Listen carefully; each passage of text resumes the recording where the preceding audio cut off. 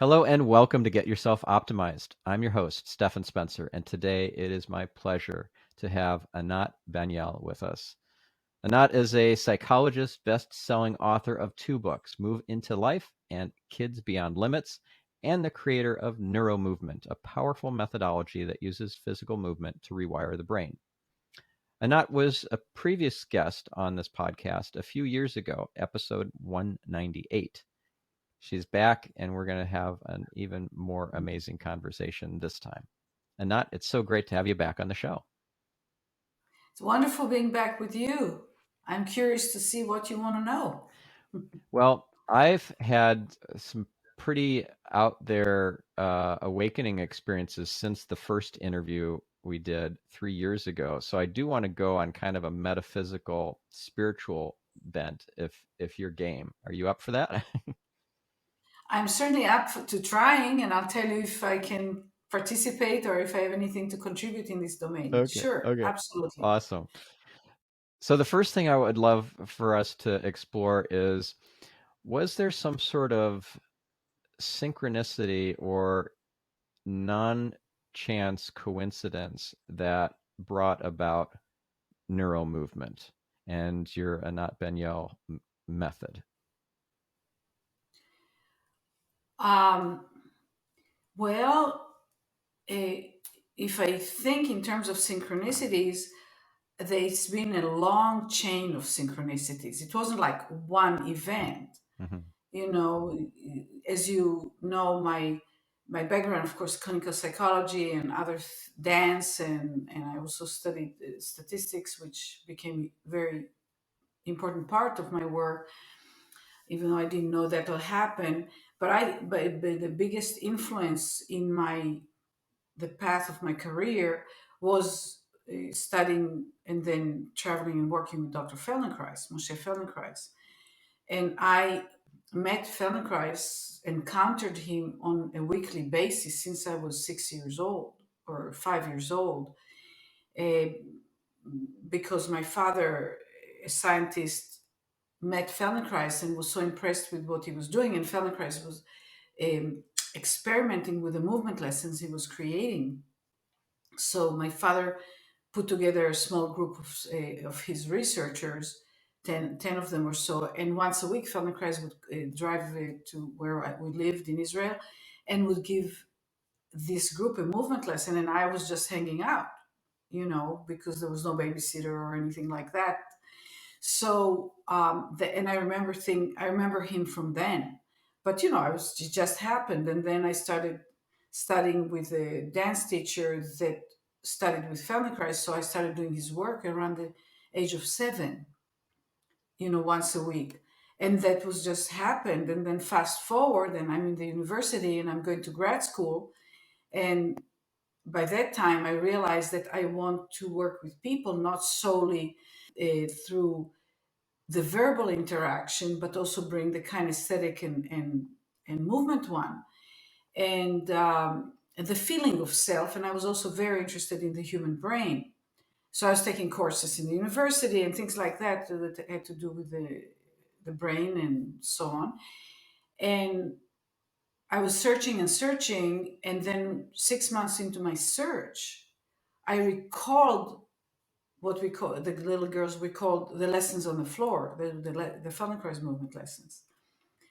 So then I found him, and then I started studying with him, and that was that. And um, the NeuroMovement, the Anat Baniel method, NeuroMovement evolution from, I took his training, I traveled with him, helped him. He was much older. I became his protege basically, and we became very, very close. We very amazing, unusual relationship of a very young person and a much older, remarkable guy, right? That had enormous amount to impart. But then, as I was traveling with him, the little girl Elizabeth was diagnosed with global brain damage. She was 13 months old at the time, with an absolutely horrendous prognosis, like she will never do anything and so on. And I happened to be there, and she happened to cry all the time, and I happened to pick her up, and she stopped crying. And then there were a few sequence of those, And then Feldenkrais watched me with her, which I didn't know, and he decided I should work with children.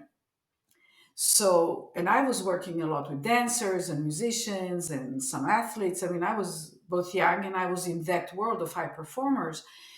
So he started referring the kids that came to him to me, and that became quite magical. So you have a lot of, and there was a ton of other synchronicities. I mean, what brought me to the States, the people I met, there's just a sequence. It's kind of like when I look backwards, that's what I was destined to do. I mean, but I couldn't have known that ahead of time. And the work with the children is what really challenged me and compelled me to understand what I do in terms of the brain. I knew I was impacting the brain, but when I started and I knew that, nobody talked about the brain. Nobody, the term neuroplasticity did not really exist until the 80s. I mean, beginning, but that was like really it started showing up in a clearer way in, the 2000s. It started showing in articles and this and that. And and I just knew that that's what I was working with, and then to understand in terms of quantum physics because the brain is an information system, and here we are today talking. So yeah, it was just like one continuous thing, and I felt it. I knew it. Hmm. You know, I felt the whole thing, and and I I I saw Feldenkrais as being, I mean, he was brilliant. He formed amazing things. He had an understanding that was easily 70, 100 years ahead of his time. However, and I could see it in him. And then I started feeling it in me that I'm just going to do it. This is what I'm here to do. Yeah. Yeah. Yeah. That's amazing. And he was famous. He is famous. That is not just some, doctor. Just like I've heard his name for, I don't know, maybe 20 years now. And Yeah. I mean, he was really the the first person that understood, that took the he was a quantum physicist, he was a black belt in judo, he was a mathematician, he was, and he was just a darn amazing genius. And one of the things that he did that was his personal path, because he developed his work due to his own both, he was a soccer player, he injured his knee. I mean, there's a whole kind of stories, but he developed the method evolved because he was trying to help himself, both physically and emotionally. mhm, And he took the quantum physics model and understood the brain in those terms. You see, and nobody has done it at that time at all.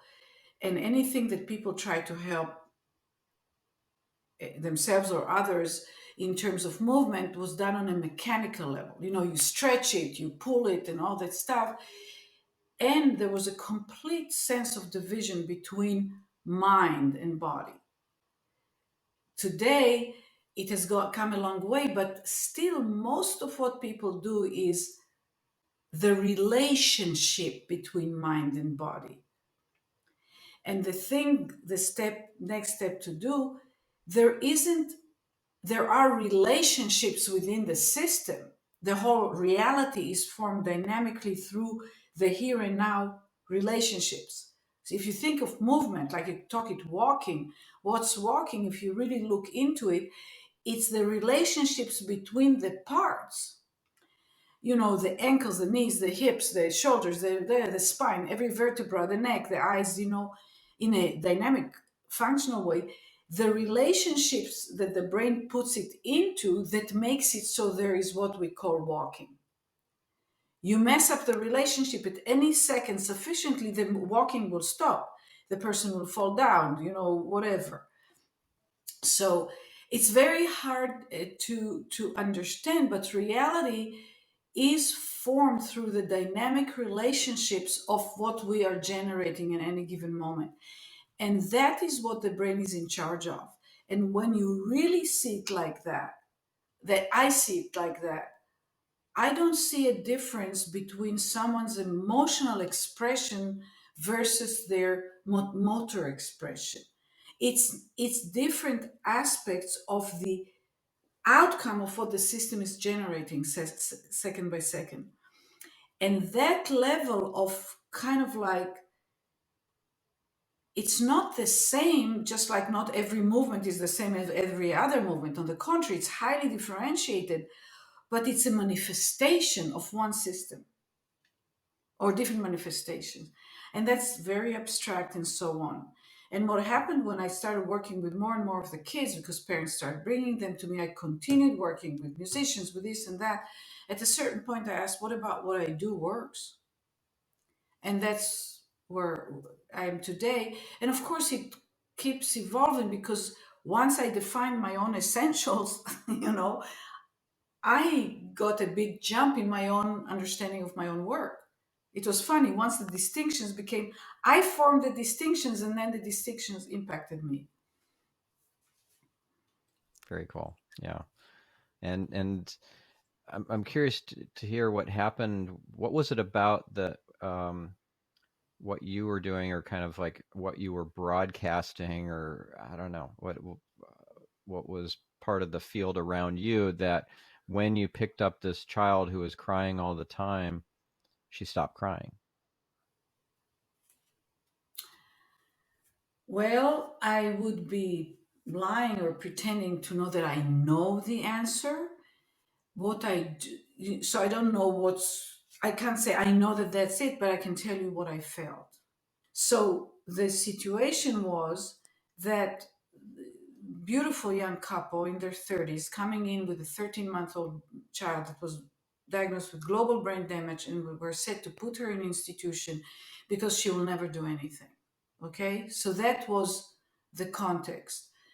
And so the anxiety and the depression and the fear and the confusion that parents come in with that. And I remember I opened the door for them. We were hosted, Feldenkrais and I were hosted. We were on the Upper West Side of New York, overlooking the park, and he was in the background, and I opened the door and let them in, and the girl comes, and the parents put her down on the ground. Feldenkrais, calls them to come in and talk to him. So they put the girl on the ground, and I stay with the girl, to look after her. And she starts crying, and I can. What I felt was the depth of her sorrow. There was just a very, very deep sense of sorrow, and I guess anyway. So I was compelled to pick her up, and I connected with her. I held her, and I didn't see anything wrong with her. I knew that she couldn't crawl. I knew that her eyes were crossed. I could feel that she was spastic on some side. But it was these were I just but nothing was wrong with her. And so when I work with people and with children, it was always even easier. And then I learned to expand it to everyone.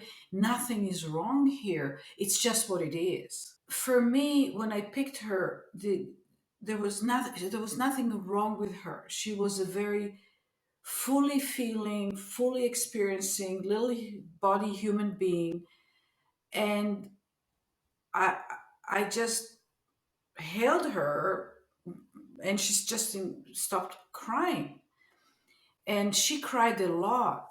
She used to cry a whole lot, but partly it was because she was in pain and people didn't understand it. And so so then he gave her the session. I was there with him, and he asked me. He saw what happened. He saw. If anybody ever really saw stuff, was Feldenkrais. So he said, "Would you hold her for me while I work on her? Because when a child cries, they can't learn, right? Their brain is busy with something else. So I held her, and then the next day, they went to talk again. She cried. I picked her up. She stopped crying. So it happened twice. So the third day, he asked me ahead of time, "Will you hold her during the lesson?" And I said, "Sure." And and of course the parents came in, and that lesson he started doing something, never mind the whole movement, and he did it with the head and I did it with the pelvis. So we helped, we kind of coordinated the two of us through her body, and that was the first time that she could hold her back erect and keep the head up, and also. And then he worked with her some after, but then he got older. Anyway, it doesn't matter. I worked with her for 20 years, all the way to her finishing high school, walking, talking, getting two master degrees in two different universities, got married, and has a Mm. runs a small business. That's the girl that was supposed to do nothing. So she was in many ways my PhD, postgraduate studies, and so on, about what's possible. What is possible? And that's where I live. And I don't know for sure what's possible, but I had a sense of possibility, a sense of openness, and connecting with Mhm. people where they Amazing, are. amazing. So miracles are real, Yeah. and I'm sure that that was meant to be. That was part of a I don't know. It feels like it was part of a soul contract that you had with Dr. Feldenkrais, that a soul contract you had with this little girl that became an accomplished uh, woman, and all there are, I'm sure, plenty of soul contracts that you have with other people as well. But that just strikes me as something that seems to have happened. Do you know about the concept of a soul contract? Oh, yeah, of course. You know, we're having a lot, we're talking a lot about Feldenkrais, about Moshe. I called him by his first name, but a few things. First of all, I just worked with 4 children yesterday. When we're done here, I'm going to go back to our center here in Northern California and see 3 other kids. And of course, now I've trained a few hundred people, close to 1,000 practitioners. So I have we in our center we are 5 practitioners that work as a team, and the miracles are happening on a daily basis. And the reason I said, because when something happens on a daily basis, people tend to not think of it as a miracle anymore. However, for me, I experience it as the miraculous, even though I have an explanation and I have a theory and I have the whole thing and it's predictable in many ways and so on. The fact that it happens is a miracle, Yeah. again and again and again. Um, and in a sense, the sense of miraculous just grows more and more. However, within the miraculous, there is an accountability and responsibility to operate in certain ways and to act in ways that usher in the miracles, or what we call miracles, right? Because the fact that there is life by itself is like, what the hell, right? I mean, it's weird, right? If you really allow yourself to feel it all the way through. And now that I'm in it, you're in it, and so on, there is an accountability, and and and my practitioners that I trained, they they just do the miraculous. We just got a new family, and they have a child, of course, with brain damage, the whole stuff. 2 academicians. They live in Germany. They flew in from Germany to see us, and they did one kind of physical therapy, another kind, and so on. And the physical therapists are really wonderful people. It's just a question of what training that they got and what tools they use. And they tend to be very much in the the old model of the mechanical attempts by force, by repetition, by rather than collaboration between the two brains. Really, our work. Now, I'm the grown up, I'm the one that got educated, I'm the one that has more options. So I'm the leader in that dance. However, if the child's brain is not with me and doing its own changing, nothing good will happen. So people say, oh, I got the child to walk. I can't get a child to walk. I can't get anybody to do anything. But I can interact with the child in a way that they figure it out and they get to doing it. So the parents started working with somebody we trained that lives in Europe. And so changes immediately. So they flew here and all. And the girl, she still has limitations, but she's just delightful and she's happy and she's active and it's just a 4-year old. It's just like a bubble of life. So it's really wonderful. Mm, amazing. And the soul contract would, so that every time we work with a child, that's just like with Elizabeth. It's always just another opportunity to recreate this kind of experience reality, actually create something out of nothing. That's really what we do. Learning is this magical thing where it's not there, then da da da da da occurs, and then all of a sudden the child can say mama for the first time, or you can figure out how to do something you couldn't do before. This is kind of wild. When we think about learning, it's amazing. Yeah. Turning thoughts into things. Yes. And so much of what the things we do are not really there until we do them, and then they're not there until we do them again. It's like music.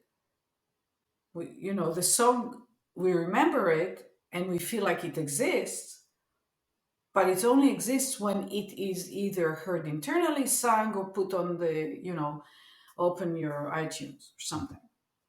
Yeah. And Yeah. that's a reality, a way of relating to reality that can feel very uncomfortable in the beginning because it's a sense of loss of control. Mm, Does that make sense? When we're in the mechanical reality, which is also an important part of the reality, but you put one block on top of the other and you do enough of them, and then you have a house. And then you can touch the house and you can knock on it and make sound, and you can smell the smell of the wooden floors. And you have ongoing experience with these things that you can touch and move and manipulate. But when it comes to, for a child or for an adult or a musician or whatever, to learn to do something they can't do, it feels elusive. And people try to make you do it. But when we dance with ourselves or with each other in a way that activates and awakens the inner processes in the other person to create what's there not there yet, that's when magic just happens and happens and happens. mm-hmm. Yeah. And that's why you have small children, right? I have a 2-year-old. Yes. Yeah. Did you teach this thing to amazing little 2-year-old to actually roll over? Maybe you were told to do tummy time, which I would have said don't do, but to actually learn to move from the back to the belly. You did not teach the child to do that. No. You did not teach them to look at a toy and crawl over it. You did not teach them to want to be in your arms. You did not teach them any of it. Right. But if you weren't there, first of all, if nobody was there, they wouldn't survive. But if you just put them and neglected them, a lot of what they learned, they would have never developed. You are essential in them doing what they're doing internally. And that's why it's so important to evolve, to look, to apply this way of being to everything we do, especially with each other. Mm-hmm. Yeah. One thing I learned last year, I took a 40-hour course on how to multiply your baby's intelligence. It was taught by the Institutes for the Advancement of Human Potential, and that was was an amazing synchronicity that we were gifted this amazing course and found out about it, that it even existed. Janet Doman ended up being a guest on my podcast, talking about some of the things that she had taught, she and her staff had taught in that 40-hour course. So one thing that was that came to mind while you were talking about, you know, rolling and crawling, and you don't teach the baby these things, but you can prevent them from thriving by not being around, or by yeah, swaddling was something that Janet was like, yeah, this is a bad idea, because it stymies their ability to move. And when you delay their crawling by going for the swaddle the whole time, because you don't want them to wake up and do the um, what's that, the reflex, the Startle. startle reflex. Yeah, you don't want them to do the startle reflex because they'll wake up and then you won't get your nap in or whatever. Like, that's not the way to be.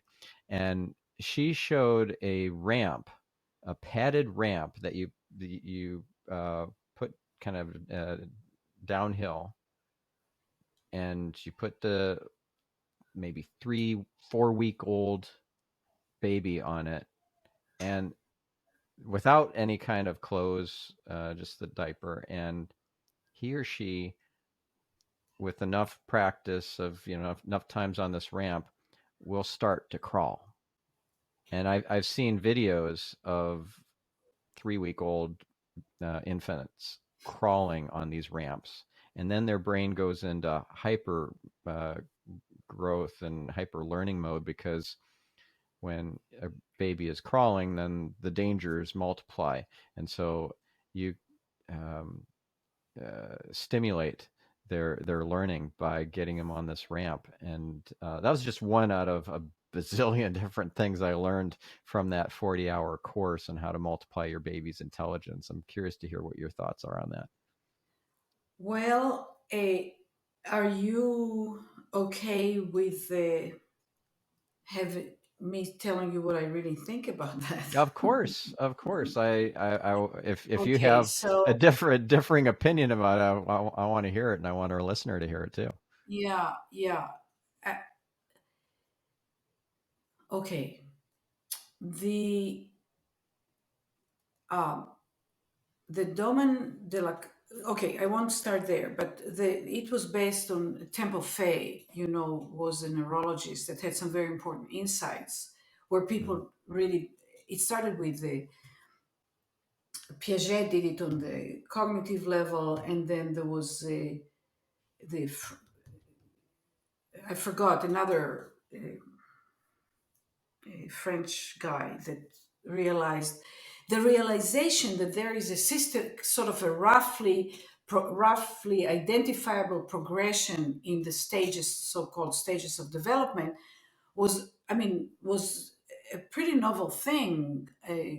So grandmothers and mothers knew that children first do this, then do that, but it wasn't like a concept that it was built into the system to do it that way. And then it sort of flipped a bit and said, oh, well, if the child does not do it, maybe something is wrong. And of course, this can be identifier of a problem. There's no question about it. You don't have a child lying in bed doing nothing for 15 years and then waking up one day and getting up and walking. There is a process that has to happen. So let's park that for a moment on the side. Human development, in terms of maturation, in terms of a, independence, where you can take care of your own life, is the slowest in the animal world. So, so the question, you have a cow, eh, birthing a calf, and she licks the newborn, and there's maybe some other animals do it too. I mean, some other, from the herd. And within 15 seconds to 30 seconds, that little thing is very wobbly, but it starts coming up on his feet. Imagine your newborn within 30 seconds starting to roll over and start crawling and going towards your wife to nurse, right? And it's like unthinkable. Mm-hmm. You look at humans, really, really slow, and even when the baby starts walking or starts saying a few words and so on, it's still completely dependent. And in terms of being mature, we call it maturation, that you reach maturation really, really slow. If we look at the closest evolutionary cousins we have, we look at apes. Apes take a while, and I have it in my book, Kids Beyond Limits. When you compare the speed at which the self independence maturation is there, humans are really, really retarded in their development. Retarded means slowed down. But then when we look at it closer, we give it a closer look. We say, what on earth is going on? Is there an advantage to developing slower? What is the advantage that a baby lies on their back and does those random movements and those reflex movements that I don't know if it's the Domen Delacato people that said it, but they called it purposeless, useless movements. Because they already look at the something that's formed. And if starting to crawl sooner and starting to do certain things sooner was advantageous, then monkeys should be inhabiting Harvard and the ones flying to the moon. But it's humans that inhabit Harvard and build, machines and cars and talk and have mathematics and, you know, do professional dancing and theater and Shakespeare.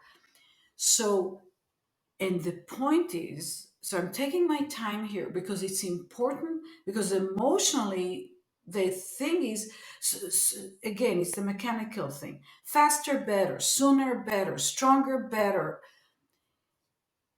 And there's a book, and hopefully I'll retrieve his name. I always forget his name. I have it somewhere here in my library, but I didn't expect to need it. A famous biologist. Our advantage, the slowing down of development, and there's a gene in us that does that. And because as the slowing down allows for greater differentiation, that means more and more, many more connections in the brain and much more complexity, ability to do things that without sufficient differentiation are impossible. So when I get a child that had in utero stroke and they can't use part of their body, I don't try to make them move this spastic arm or something like that.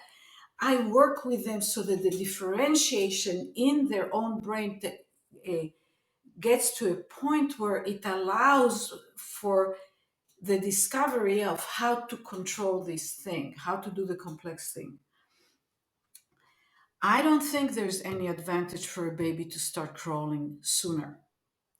Mm. I think there's an advantage to give the baby an environment that allows them spontaneously to have a variability of movement and freedom of movement. Like when my daughter was born and she was premature and she was little, I took her diapers for periods of time so she will have the freedom to do those useless movements, right? Because movement forms the brain. It's through movement that brain literally grows. So I totally agree to not swaddle the children. Unless the child is really so agitated and you swaddle it for half an hour or 20 minutes to give it the experience of calming down. So it becomes a variation. That's one of my essentials. But swaddling is a way to stop the child from being agitated or upset is ridiculous because that system needs to learn how to self-regulate itself. So I would work on that. And we need to do it a lot with children on the autism spectrum. But to try to accelerate that which is built to take its own course, the brain is so potent, it's so powerful that healthy children, you can stop them from moving almost altogether by just putting them standing and see if they can hold it. If they not, you pick them up, you carry them on the back. You put them standing, and by the time they'll be 13 months, 14 months, they probably will be able to do it. There was, I don't know if Margaret Mead, there was a tribe, I don't know what is happened, but she used to, the anthropologist, the famous anthropologist. There was a tribe that believed that if you let your babies crawl, they'll become like animals, not humans. So they carried them on the back and until they could hold it standing themselves. So the brain is so capable, it would learn to do it. It will accommodate to what you give it up to a point. But I don't think it's good to accelerate development because the underlying richness, there is another whole thing with the um, during World War II. Anyway, there was a whole experiment, a natural experiment, where children that were accelerated versus children that weren't. The children that weren't accelerated reached the milestones a little later, but nothing like that. But when they were 7 years old, 8 years old, 9 years old, they had much more skillful motor activities and they were doing better actually cognitively. And that's the whole point. We wanted to have richness of experiences from which they form themselves to the next level. And so when I work with children that come to me that can't do something, I don't try to make them do it. I said, if he could, he would. If she could, she would. I say, let's do things that create that areas where the brain doesn't have sufficient mapping and the relationships between the parts of the body, the dynamic relationships are not rich enough. And I work on that and then they put it together spontaneously. And nature in my world built it to be this way. So I know you're very excited about it. And yes, you put the little baby and they can feel it. But the 3 weeks old, what are they even doing trying to crawl? Mm. Because you see, part of the why, what for, I can't tell you what for, but I can tell you, I mean, the only reason to do it is to get the parents to feel happy and more safe that their child is going in the right direction. And that's where I work with the parents because it's the talk about you're in a spiritual place, talk about not neglecting the child or saying, oh, well, whatever happens. However, learning to take the delight and the joy in the process of the growth of the child, not the outcomes. Mm-hmm. The Yeah. process of the growth. So I did not do the baby ramp thing Thank with our God. Good. with our 2-year-old. We didn't discover the IHP Doman method for the first year, so it was about a year ago when our little one, he was a year and a half, and we didn't apply everything. We didn't teach him math, and we didn't teach him how to read. I learned some of how to do that. We did get the dot cards so we could show him there's there's 70 dots on this card, and then there's 69 dots on this other card, and there are plenty of I'm videos sorry. showing how It's this like, is. okay, I have a degree in statistics. I grew up with brilliant mathematicians. I mean, it's like when you do, of course, I mean, the brain is such a sponge and a healthy brain, that's not traumatized. I mean, it's like Okay, let me make sense of that. Oh, what's that? Oh, yes. And oh, yeah. I mean, it'll take anything. It'll go any direction. You know, you put a newborn in Israel that speak Hebrew. You put a newborn in the United States that speak English. You put them in German, and but that's okay because they're going to learn a language. But it just shows it'll go the path you give it. And where do we come from that we think we try to, you do black forward, black white background, the brain has no choice but because of the contrast. It's the contrast that gets the attention, and the whole thing that this information system is built on is perception of differences. So you create extreme differences visually. You kind of like, quote unquote, force the system to go there. I want a system that when you're really visually skillful, you can see very fine differences. You understand? And what's the point? I mean, and the learning the mathematics, the concept of numbers is brought. Even dogs and other animals have a sense of quantities of less and more. They don't bring it all to mathematics, right? So there's so many ways in life that the child can experience the differences, and that's where the richness is, where they grow, and then they follow their inclination. You allow that roundness from which they will form their inclination. So in their own lives. So it's a very different approach, and I want to say something about it, which is for me very exciting. So the pandemic happened, right? So it was you identified in March of 2020, and April came. I totally bought into what the scientists said, and I looked at it and I thought, this is going to take a while. Children are growing anyway. Children with special needs, their freedom, that's what I talk, the variability to grow is cut to some extent, sometimes to a great extent. So then they don't have the input from their own movements and to do this growth. But the brain does form itself. It does mature. It's just a question, what will it mature into? So I thought, okay, we've got to get these kids having access to experiences that will create more neural networks, more connections and all that stuff in the brain. But we weren't able to see them in person, right? Which was the first time in my whole career. Now, I can't get the parents to become practitioners on the spot. It takes a full training program, right? But the essentials, the way to do it, how you change the diapers, how you feed. You see, it's not trying to get the baby to accelerate their development, but to actually get the parent to create conditions that facilitate for the brain to do its job better, whatever it's Mhm. doing now, whatever it's growing around now.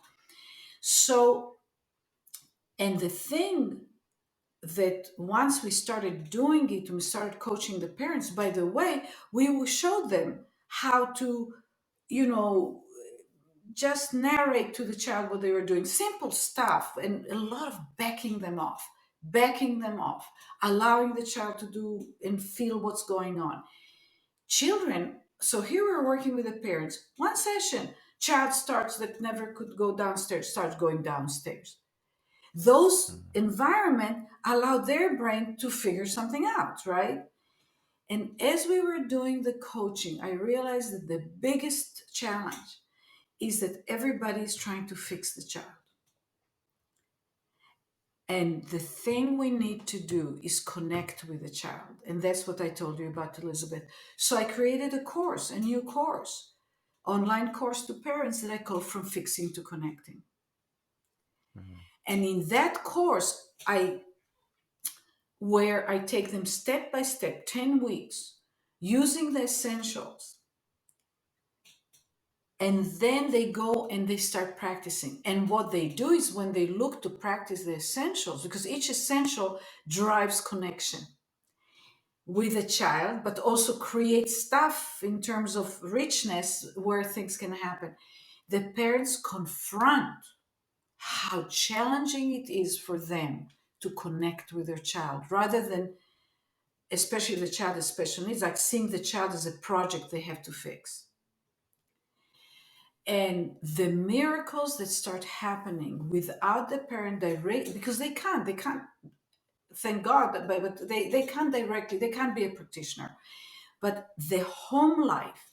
And now when we get new families coming in, I can tell the difference right there and then, within seconds in the room, whether the parent has done the course or not.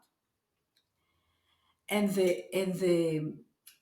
now there is this fabulous research, directly brain research. One of the scientists that's doing it is Elizabeth Torres out of Rutgers University, where she can show how what happens in the brain of the adult impacts the brain of the child. Now, I have known that for years, and I have the first chapter in my book. After I talk about Elizabeth, I was going to start talking about the brain and the essentials, and I couldn't do it because I thought before anything, I wrote a chapter from fixing to connecting. It's a whole different way of doing it. We become one system.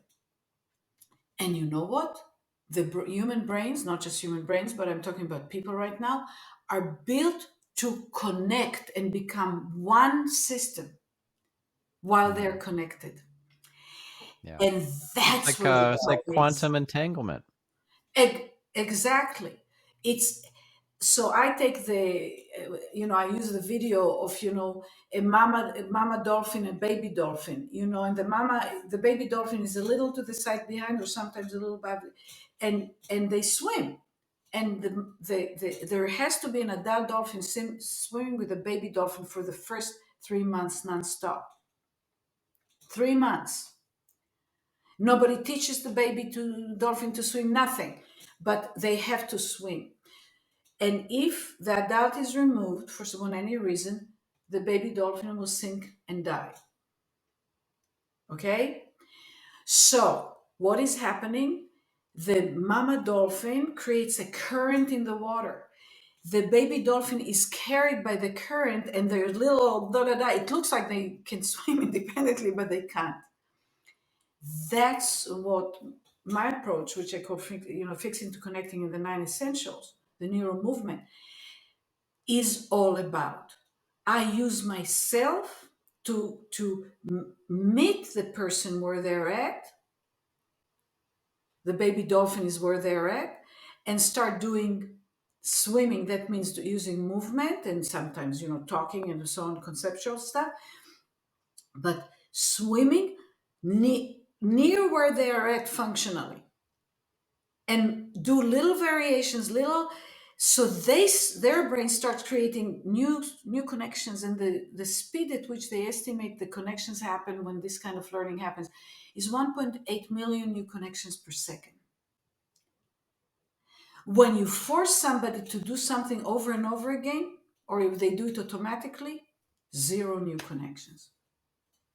I mean, not zero, but undetectable new connections. Maybe there are new connections, but when you do it the way with a connection, and so there is that, and that's what all therapists do. Everybody, that any human being that helps another human being go through some kind of change, and I'm talking right now about positive change, it's through connecting and doing something that allows the person to differentiate, what I call differentiate around the edges. That means I cannot hop from here. If you told me, okay, just speak Chinese, I can't. But I have this experience. Just yesterday, I thought about it. We're getting more and more people coming here from Turkey to get sessions. So I hear a lot of Turkish. Turkish is so different than Hebrew, even though the countries are close. From English, the sounds that is. So when I heard it in the beginning, it just sounded like, I mean, it had no differentiation for me. It was so unfamiliar.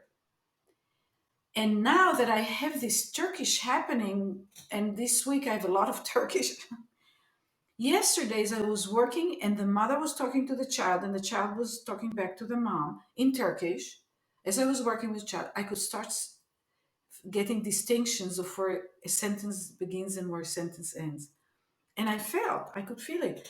If I stayed in this for 2, 3 months with some also specific words, Billy, I would learn Turkish. I can learn Turkish. So Yeah. this is what's so important. And the other interview you did with me, podcast, I think I talked about the essentials. But each and every one of Yeah. those essentials are what the biological system creates spontaneously. I didn't invent the essentials. I identified them. Yeah. You've So changed the I world hope because of I that. hope it's not too hard for you to hear my feeling about the Dom and de la Carte thing. No, it's all meant to, meant to be. It's all unfolding the way it's supposed to. And so I feel actually relieved that I didn't do the whole curriculum for our little one, teaching him math and the encyclopedic knowledge. Like I did buy a big pack of like 700 different uh, they're called bits of intelligence, and we occasionally go through them, but I don't know. I'm just not drawn to do that every day. I'm not drawn to teach him how to read in the Doman style.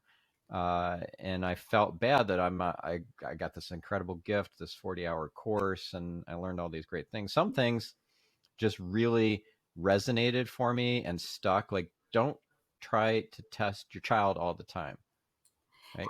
And what is Hello. that? Don't test your child at all, because who are we testing the child for? One of the Yeah. questions that I take a while to ask parents, because I don't want them to feel guilty or sense of loss or all that stuff which tends to come up. But who am I doing this for?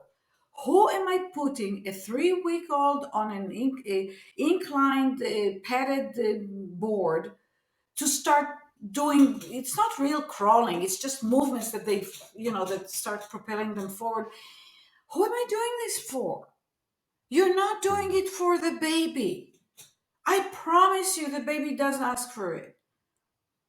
You're doing it for you. Okay, what is it that you want? What is it that you need? You are ambitious. You want your child to be a professor in the university. You want them to go to the Olympics. What are your dreams for your child? Great. Keep those dreams, but own them and don't put it on your kid. Yeah. That's why the evolution is in the parent, this fixing to connecting. I tell the parents when they sign up, the good news is that this course is about you. The bad news is that this course is about you. You are going to grow. You are going to evolve. You're going to become more benevolent. You're going to enhance your awareness and your ability to see a bigger picture, because this picture is a small tunnel. We're going to teach them math. Have they done research? And I showed whether kids who've done it are better at math and what other consequences might be. This is like, and I'm not of the school that, like in Israel they used to have open schools for children where they just let the children grow like wild animals. Not a good idea. They became, many of them got out of it very disturbed. Wasn't a good experiment. But to use our knowledge and our awareness of self. Who are you crawling your kid for 8 hours a day for a child that can't crawl, and you do it another day and another day? And I was in China. They brought me to try and teach caregivers in orphanages how to use our work with the children, and they were very proud. They went to Hong Kong. A bunch of PTs learned how to be PTs. They came back. And I couldn't believe my eyes. And the woman who brought me to see it, she knew of my work. She was herself a PT that was in charge of the whole orphanage program. Anyway, she said, Anat, it's going to upset you, but I think you have to look at it. I've never seen anything like that before. They had a row, two rows of children, So I think there were maybe 8 or 10 kids in a room on a mat, all of them lying on their back, all of them about the same age, all of them lying like this. This is a reflex thing. They were past the age of that reflex, but they were in this reflex pose. And the therapists were just doing whatever they were doing. And the kids were just lying there. And they all looked the same.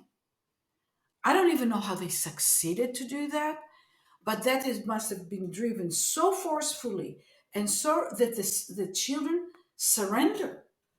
Their brains just like give up.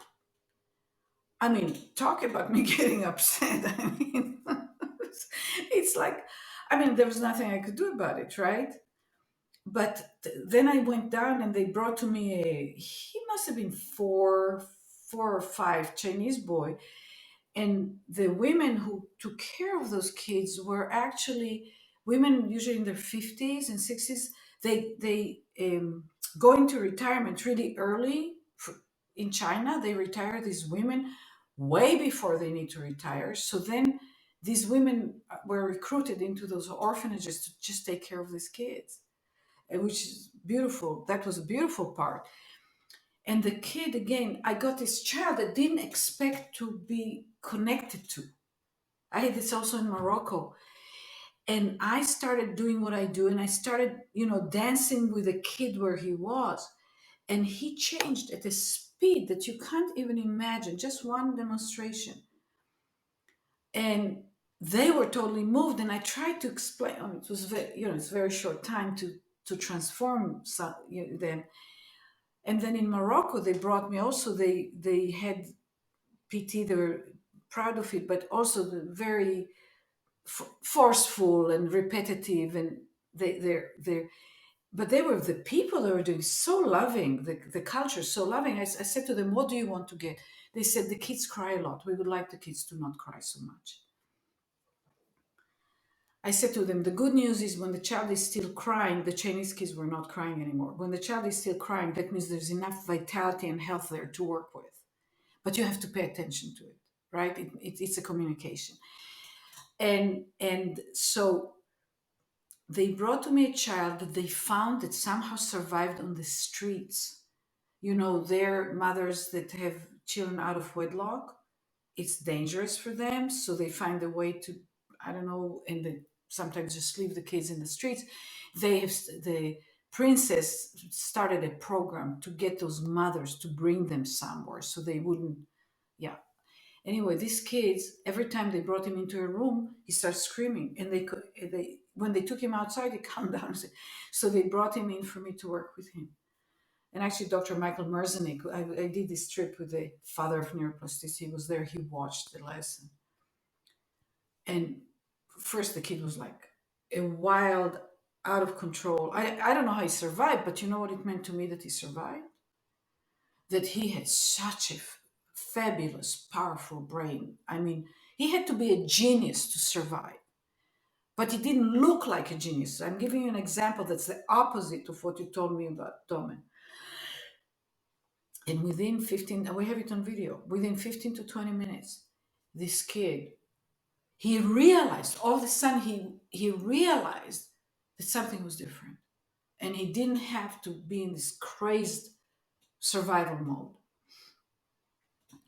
And it was just, I didn't know what will happen. I've never tried to work, but it's just like I could see his genius. I could see what his brain made out of what he experienced, because the brain, we learn our experience, we sort out the world, we form the universe based on our experience. What kind of universe does a 3-week-old create when he's exercised to crawl, when he's supposed to start crawling more around the age between 6 months to 9? I mean, like, and how are you impacting this brain? What are you doing this for? Did anybody crawl Einstein when he was, or Beethoven, or Mozart, or whoever else that we know that is an amazing person? I don't know, great poets, I mean, where they crawled? I mean, just like think for a moment. And then and feel. You see, that's a connection. How does it feel when you close your eyes and you imagine yourself being 3 weeks old, put on this thing? Thanks for opening Yeah. for me this opportunity. I don't know who will ever listen to all this thing that I just talked about, but I think it's really important. It is important. It's very important. And this ties into this, like the whole intuition of quieting your mind, getting out of your monkey mind, out of your head and into your heart. And when you're in that place, does that feel right to keep quizzing your kid, your little baby, like, and what color is that? Or trying to get them to crawl at 3 weeks old. Like, intuition is teaching from within. So that teaching from within is going to tell you when you're in your heart, like, yeah, this doesn't feel right. If it's not Excellent. right, you're going to feel that. But I want to take it because intuition sometimes is too vague, you know. I think when I talked about miracles and accountability and responsibility, the relationship between the two, I think the thing to ask is what and who am I doing this for? What is this Mm-hmm. action? Now, before you do it, you say, what is driving me to do that? What am I trying to accomplish? You know, one of the craziest things they do with kids that have a hard time doing math and stuff like that, first of all, they keep asking them the same thing.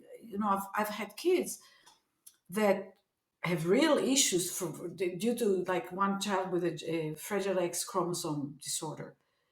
They have real issues, and when I started with this boy when he was 3 years old, he couldn't really stand up and walk. He couldn't talk. He had zero attention span. Everything. Talk about hyperactive. Like boop, boop, boop, boop, boop, boop, boop. This brain was so at a loss of organizing itself into an intention and into an organized action. Anyway, fast forward, he's 7 years old. He's starting to teach him. They put him in a school for children with special needs, but he's walking and he's talking, and he's starting to have abstract thinking, which he didn't have at all, but starting to start having that. And he can't figure out math, right? So they keep showing him, this sign plus another sign plus the same sign, and say, how much is it? And they call it 1 plus 1 is 2. I'm just, they do it, they do it, they do it. And he forget it, right?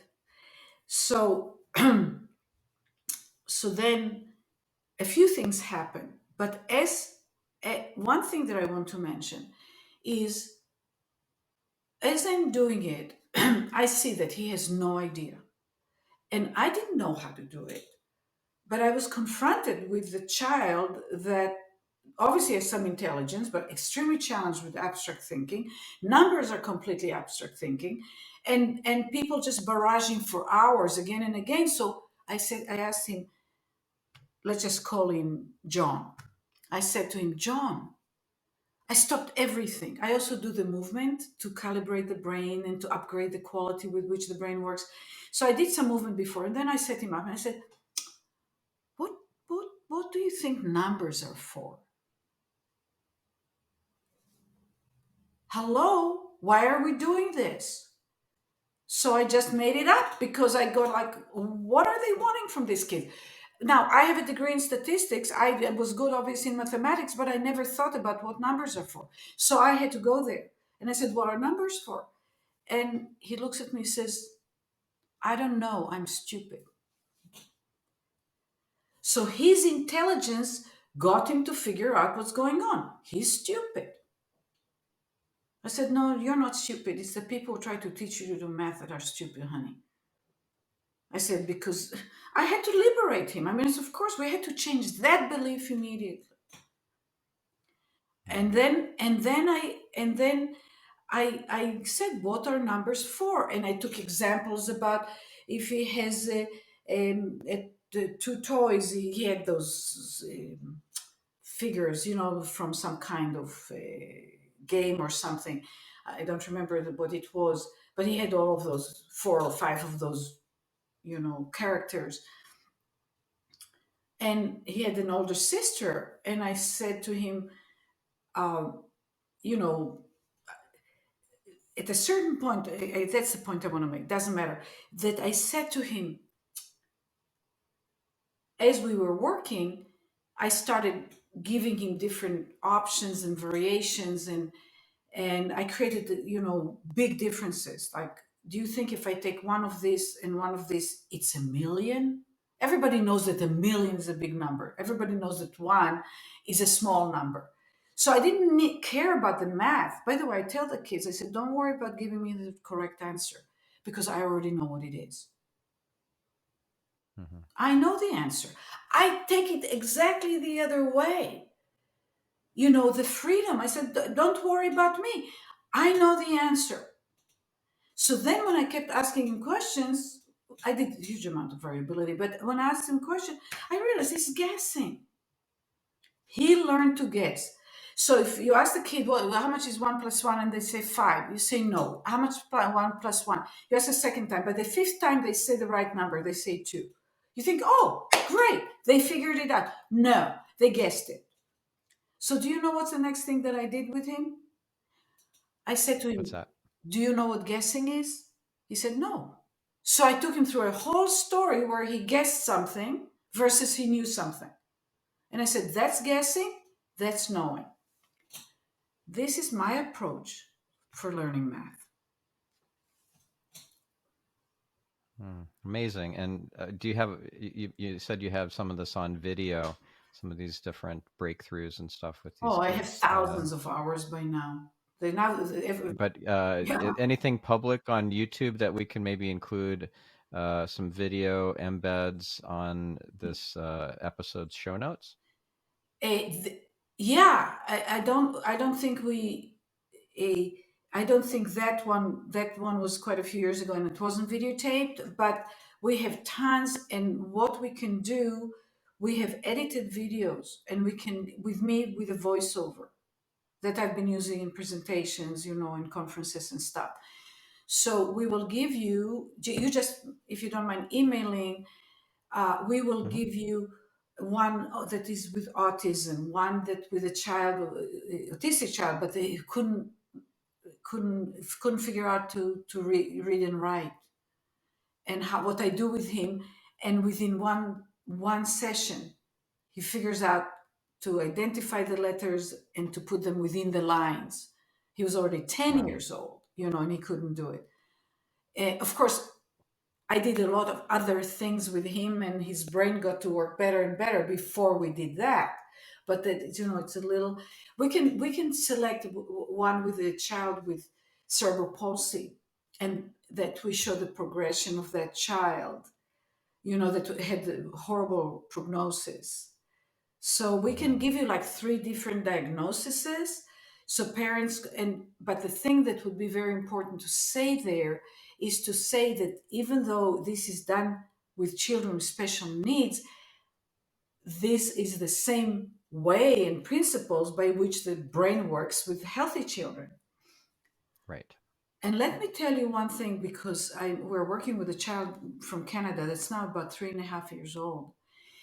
And what happens, we work with the kids with the special needs, and they have siblings about the same age, like a year or two older or younger, whatever.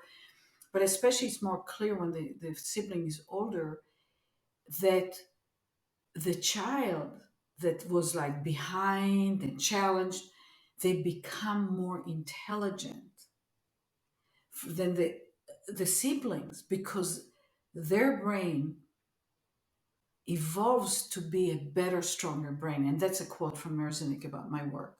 He said that using the essentials, this work help create a stronger, better brain. Hmm. And a better brain can sort and learn anything better. And do you know, and maybe you want to put this story in this, in relation to what I just said now, is that when Elizabeth, that we talked about earlier, was around maybe 16 years old. I mean, teenager, but still in high school. And her brother, who was older, beautiful, he was a just wonderful young man and very loving of her. And I taught, they lived in Chicago, and I taught a weekend workshop in Chicago. And he came to the workshop and he was like, huge intensity, asked to have lunch with me. And usually I like to just take a break when I teach, but I said, okay. And I had lunch with him. And I said, so we talked a little. And then I said, why did you want to have lunch with me? He said, because Elizabeth is a lot more intelligent than I am. He said, she knows how to learn a lot better than me. What can I, and I know it's your work, what can I do to learn like Elizabeth does? She's more intelligent than me. And he had a lot of pain, it was not easy for him because intelligence is not how many dots you identify. True Mhm. intelligence is a brain that can figure things out and has the freedom to create and be out of the box. And that brain can also learn mathematics. So this is my credo. Yeah, that's great. That is, Yeah. well, this is all very profound, and you've changed a lot of people's lives. And I'll include whatever videos you want to share in the show notes for this episode. For folks who wanted to learn more from you and your methods, want to take maybe the course on not fixing your child, but connecting with them, and the And NeuroMovement, all that sort of yeah, fantastic, and maybe life some changing people stuff. want to become practitioners because it's a magnificent journey, and then you can use it in any way you want. Yeah. Yeah, yeah. So where should they go? Well, the we will give a link to the newsletter because we are actually, I write an article each month on a topic, and and the last two, we started just in the beginning of the year, but the last two are really, I'm very happy with, let's put it this way. Hmm. So there's the newsletter, there's the website, anatbanielmethod.com. um the in the newsletter each month we give a free movement lesson. We'll give a link to a lesson that people can do, adults, for themselves, so that be also there. And anybody who's interested in the training can go to the website Anat Baniel Training. And I have my two books, Kids Beyond Limits and Moving to Life.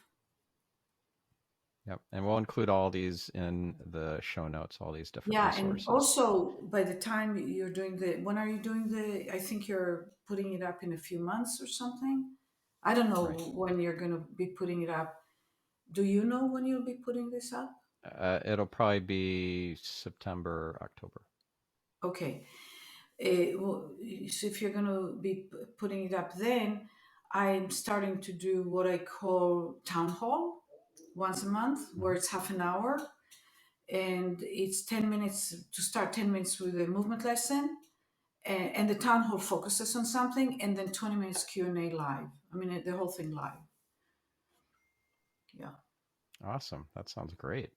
Yeah. Well, thank you for all your wisdom and insights. And I do appreciate you pushing back on some of these things that I shared, the learnings that I had gotten from interviewing Janet Doman from the course.